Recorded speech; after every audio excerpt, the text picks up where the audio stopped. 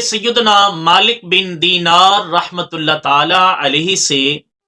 کسی نے پوچھا کہ یا سیدی آپ نے صبح کس حال میں کی؟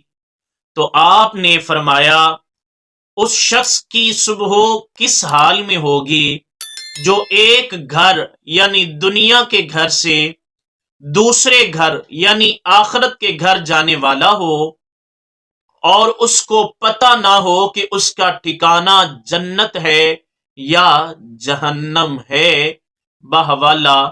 تنبیہ الغافلین صفحہ نمبر 306۔ ہمارے اسلاف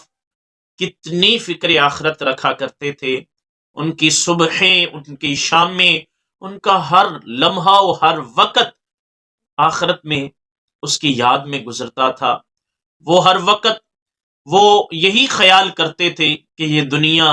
ایک مختصر سا ٹھکانہ ہے اور مسافر کی طرح ہم نے رہنا ہے اور پھر اس گھر سے دوسرے گھر جانا ہے۔ منزل اصل وہی ہے جو آخرت کی ہے، تو وہ اس کے لیے یقیناً تیاری بھی کرتے تھے، لیکن خوف خدا کا یہ عالم ہوتا تھا کہ ہمیں سمجھانے کے لیے کیا خوبصورت بات حضرت مالک بن دینار فرما رہے ہیں کہ اس کو کیا پتا کہ اس کا ٹھکانہ جنت ہے یا جہنم،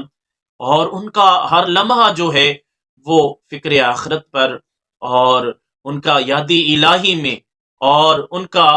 غور و فکر و تدبر میں گزرا کرتا تھا۔ اللہ کریم اولیاء کرام کی تعلیمات سے ہمیں بھی حظ وافر عطا فرمائے، ہمیں بھی اللہ فکر آخرت عطا فرمائے،